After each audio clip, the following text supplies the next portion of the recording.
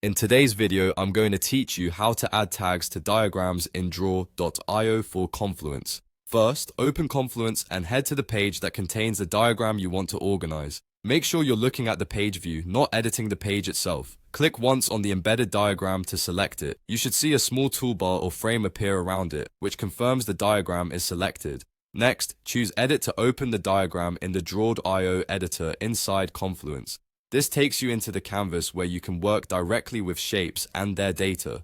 Give it a second to load if your diagram is large. Inside the editor, click the shape you want to tag. Right-click that shape and choose Edit Data. This opens the data dialog where you can attach metadata to the selected item. In this dialog, you'll add a new property.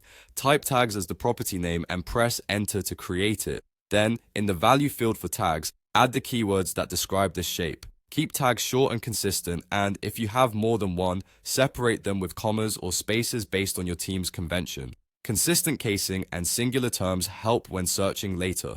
When you're happy with the list, click Apply.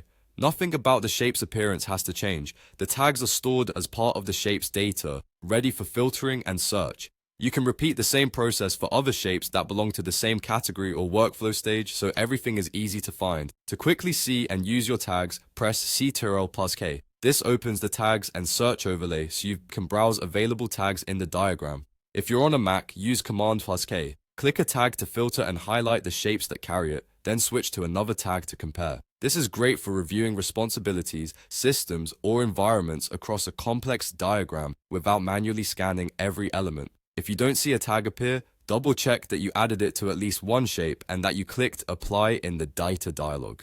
That's it. You went to Confluence, selected your diagram, opened Edit, added a tags property to a shape, applied the change, and used the shortcut to explore and filter by tags. Use a clear tagging convention and apply it consistently to get the most out of this feature. Thanks for watching and happy diagramming.